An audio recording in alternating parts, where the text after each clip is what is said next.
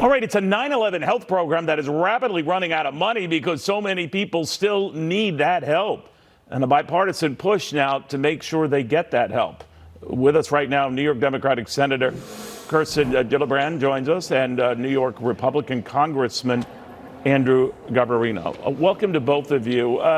Senator, if I can begin with you and tell us what's going on here. How did this fund get depleted? What happened? So there's been two changes that we need to address. The first is the cost of healthcare inflation is higher than the inflation cost of everything else.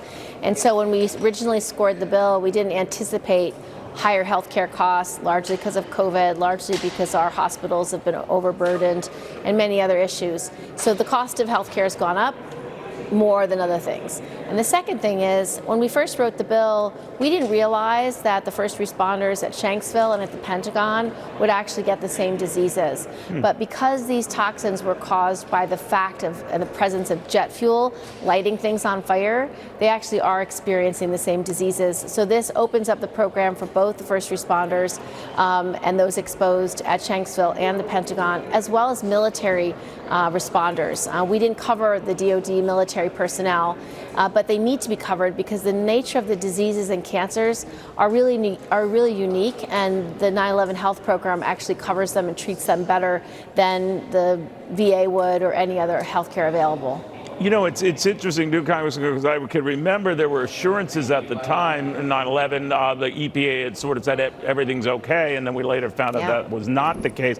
I'm curious, Congressman, from your perspective, whether this push to make this fund whole will last. I mean, what are we talking about that's necessary?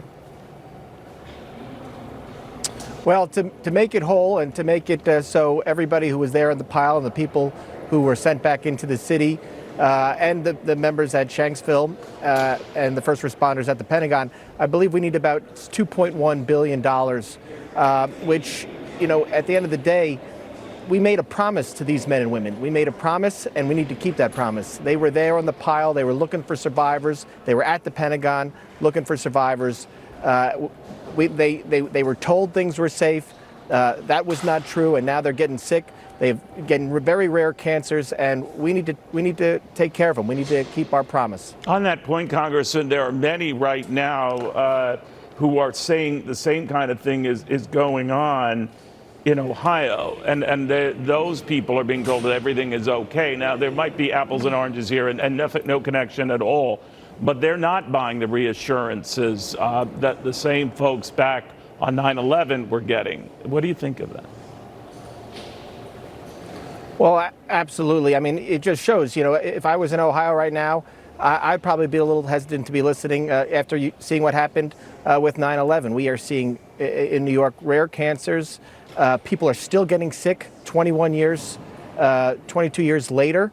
And you know, so I would take everything with a grain of salt with what they're saying. It's better to be safe than sorry. I'm sure Congress is going to do something to help the people of Ohio, just like we did to help the people of New York, and what we're going to be doing this year to help the people who went to Shanksville and also the Pentagon. So it's our job to respond after emergencies like this, after terrorist attacks like 9/11, and we need to keep our word. That's our job in Congress. You know, I'm curious, Senator, and I know that the NYPD, FDNY, other 9/11 responder groups have been obviously, you know, for what both of you are trying to get done right now. But I'm wondering if that pool of people has expanded even more than we thought. I mean, you touched on it at the beginning, Senator, with these numbers that have grown, but how significantly have they grown? And have they grown beyond just rescue workers? So right now, the group of people that are getting medical monitoring and are in the program is about 120,000. And the program's meant to include all the first responders, but also the community members that lived at Ground Zero. So we saw cancers developing in school children that were sitting, you know, on these daycare floors and playing, and the entire community was covered in these toxic substances. And all the EPA at the time said was we'll just wipe it all down with a wet cloth. Well, that was not sufficient. And so these toxins stayed in the community, in preschool rooms, in high schools, in grade schools. And for people who were pregnant at the time, they saw their babies have various illnesses and health conditions. And so the community members are also part of this, and the children that were, babies and young at the time are also seeing the same very negative health impacts. Senator, on that point, I'll ask you what I asked the congressman, whether history could be repeating itself with what's happening in East Palestine right now. Yeah. Do you think that the EPA and these other agencies should be more aggressively looking at the potential for something that could get worse in time? It might look perfectly fine now, but it's not. Correct. I do. I think the EPA should be extremely aggressive and testing all air samples, all soil samples, all water samples. And, just so you have the context, the EPA and states are not aggressive on clean air and clean water standards. And in New York, we have oftentimes more aggressive standards. But people push back on these standards all day long because they don't want businesses to have to pay more to ensure clean air and clean water.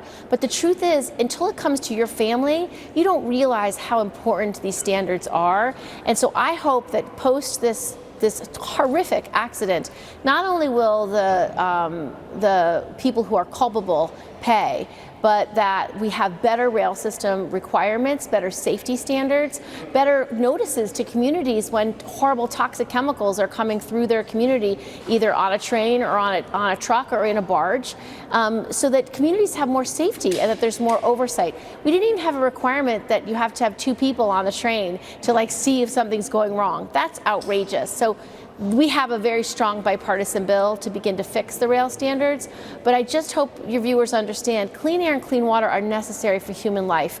And when these horrible toxic spills happen, I promise you the first people to push back are the businesses that would have to have higher standards. And they're wrong. They're focused on their bottom line, but we should all be focused on the well-being of Americans. And that's why these type of reforms are so necessary. Got it. It is encouraging what you're both doing, working together to try to do some good. Please keep us posted, Senator, Congressman. Thank you. Very good having both of you on.